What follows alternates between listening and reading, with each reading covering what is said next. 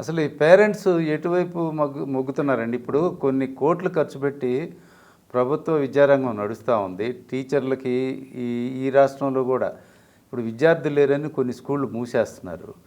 మరి ఇవన్నీ మన ట్యాక్సుల్లో నుంచి కట్టే ఉపాధ్యాయులను తయారు చేసి వాళ్ళకి జీతాలు ఇచ్చి వాళ్ళు అందులో ట్రైన్డ్ టీచర్స్ వాళ్ళందరిని వదిలేసి ఇప్పుడు చేస్తుంటే ప్రైవేటు విద్యారంగం మీద అసలు పేరెంట్స్లో క్రేజ్ ఏంటండి? What is the reason? అసలు ఏం ఎక్స్పెక్ట్ చేస్తున్నారు పేరెంట్స్? ప్రైవేటు విద్యారంగం అని కూడా బ్రాడ్గా చెప్పలేమండి. ఇప్పుడు లేటెస్ట్ ట్రెండ్ ఏంటంటే ఇంటర్నేషనల్, సిబిఎస్ఈ, ఐబి లాంటి ట్యాగ్స్ ఉండాలి. ఎన్ని ఎకరాలు? 10 ఎకరాలు, 20 ఎకరాలు, 100 ఎకరాలు స్థలంలో పాఠశాల ఉండాలి. ఫీజు 1,00,000, 2 లక్షలు ఉంటే చాలామందికి నామోషి. 9 లక్షలు సంవత్సరానికి, 10 లక్షలు, 25 లక్షలు ఛార్జ్ చేసే స్కూల్ కూడా హైదరాబాద్లో ఉంది. ఫీజు ఎంత ఎక్కువైతే అంత గొప్ప అని చూస్తున్నారు.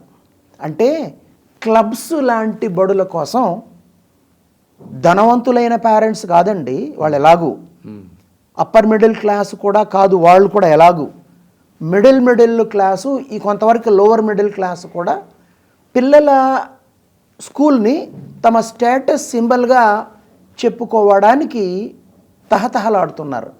కాబట్టి బ్రాండెడ్ బడాయి స్కూళ్ళు, క్లబ్బు లాంటి గబ్బు బడులు ఇవాళ ఎల్లెడలా విస్తరిస్తున్నాయి.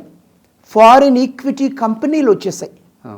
మీకు ఇంకా ఈ లోకల్ మేనేజ్మెంటే తెలుసు, పలానా స్కూల్ పలానా మేనేజ్మెంట్ అనుకుంటారు.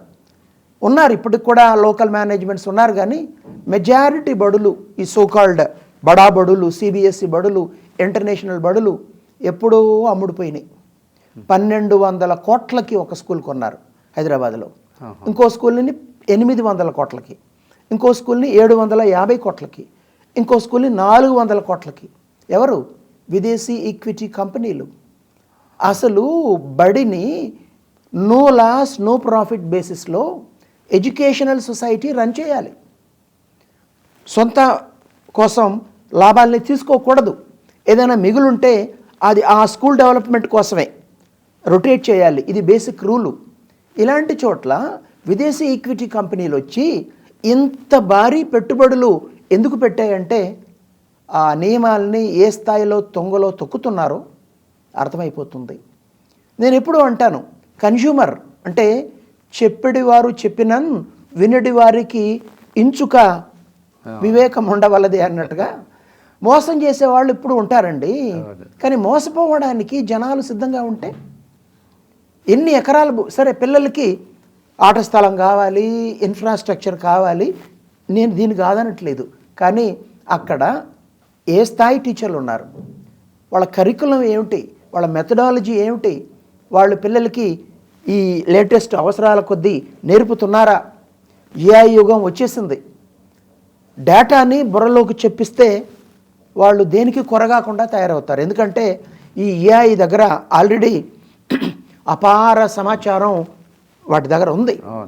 కాబట్టి ఏఐ చేయలేని పనులు చేసేవారికే భవిష్యత్తులో ఉద్యోగాలు. దానికోసం కొన్ని స్కిల్స్ని పిల్లల్లో ఇంపార్ట్ చేయాలి.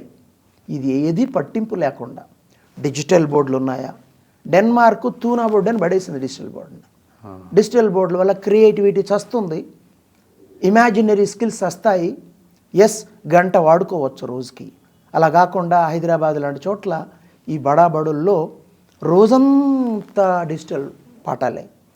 ఆయమ్మల్ లాంటి టీచర్లు సరే, వాళ్ళు బ్లేజర్లు వేసుకుని ఉంటారు, చాలా అది వేరు. ఆ మేకప్లు, ఈ లేబుల్స్ డిఫరెంట్గా ఉంటాయి. కానీ టీచర్లు పాఠాలు చెప్పడం తగ్గిపోయింది.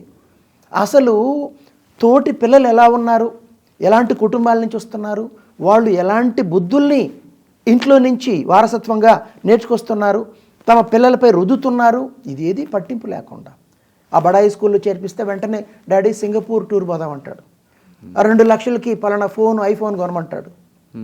ఇవన్నిటిని కూడా తట్టుకుంటూ ప్రపంచం ఇంతే, ఇలాగే బతకాలని ఇంగిత జ్ఞానం చచ్చిన పేరెంట్స్ ఉన్నప్పుడు మీరు ఇంకా ప్రభుత్వ పాఠశాల గురించి మాట్లాడతారు ఏంటంటే శ్రీరాములు గారు? ప్రభుత్వ పాఠశాలల్ని ఎప్పుడో తీసి పడేశారు.